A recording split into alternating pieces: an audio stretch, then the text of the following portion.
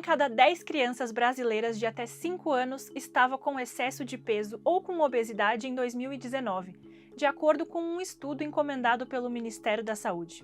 E a preocupação dos especialistas é que o sobrepeso nessa faixa etária não só cresceu quase 4 pontos percentuais desde a pesquisa anterior, feita em 2006, como está em tendência de aumento. Os dados soaram um alerta para a comunidade médica, que já monitorava outras pesquisas semelhantes. A mais recente delas, divulgada pelo Ministério da Saúde em 2021, estima que 6.400.000 crianças tenham excesso de peso no Brasil e mais de 3 milhões já evoluíram para a obesidade. Eu sou Júlia Brown, da BBC News Brasil em São Paulo, e neste vídeo eu vou explicar 5 causas do aumento da obesidade infantil no país, segundo médicos e especialistas com quem eu conversei.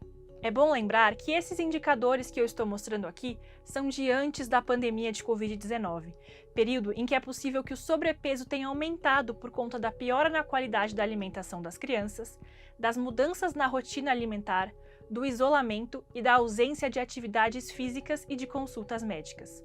Os riscos de longo prazo são muitos. Doenças nas articulações, nos ossos, no coração e cânceres são alguns dos problemas de saúde ligados à obesidade infantil.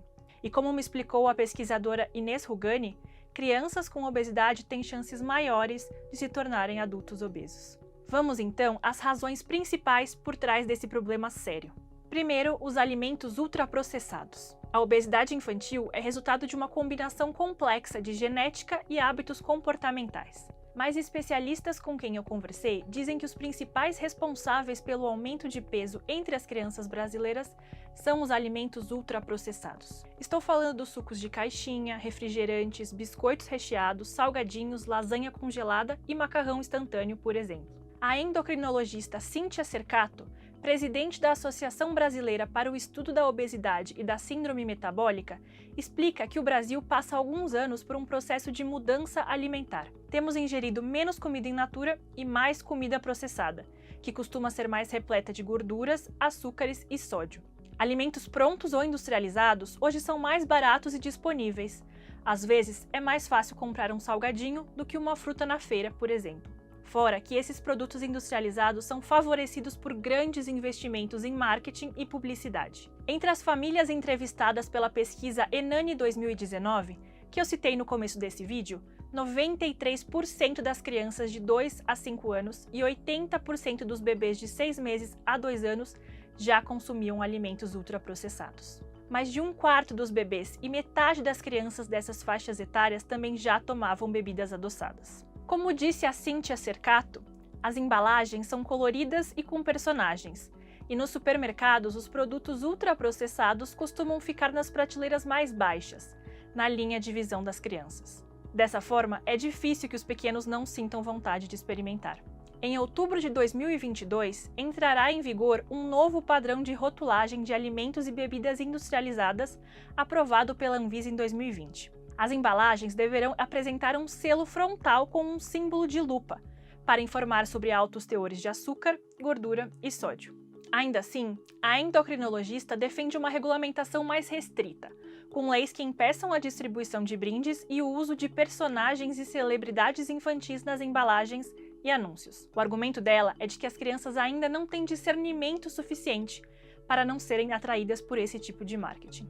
E como combater isso? A recomendação do Guia Alimentar para Crianças Brasileiras, elaborado pelo Ministério da Saúde, ensina que a alimentação da criança deve ser composta por comida de verdade, isto é, refeições feitas com alimentos in natura ou minimamente processados de diferentes grupos. Por exemplo, feijões, cereais, raízes e tubérculos, frutas, legumes e verduras e carnes. Eu vou deixar o link desse e de outros guias de alimentação e lanches saudáveis na descrição desse vídeo, depois dá uma olhada.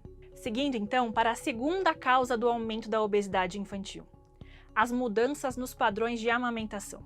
Os especialistas notaram que mais bebês não têm se alimentado exclusivamente de leite materno nos primeiros 6 meses de vida. Segundo o Enani 2019, menos da metade dos bebês menores de 6 meses mamam exclusivamente no peito da mãe. Por variados motivos, muitas mães não conseguem amamentar e acabam optando pela fórmula. É a realidade possível para muitas famílias, mas é importante lembrar que o leite materno deve ser sempre a primeira opção quando estiver disponível e não fizer mal à criança, porque ele sacia mais do que a fórmula e porque mamar no peito exige mais esforço do bebê. Esse esforço vai, mais tarde, ajudar o bebê a experimentar alimentos novos. E minimizar o consumo da fórmula também pode ajudar a prevenir a obesidade infantil mais adiante. A terceira causa da obesidade infantil tem a ver com a falta de atividade física. Cada vez mais, as crianças têm sido levadas a brincadeiras com pouco ou nenhum movimento. É mais tempo sentado diante da TV, do tablet ou do videogame, em vez de brincadeiras de correr, dançar ou pular. Não é culpa das famílias. Muitas vivem em regiões sem espaço físico adequado e seguro para as crianças brincarem na rua ou no quintal, por exemplo.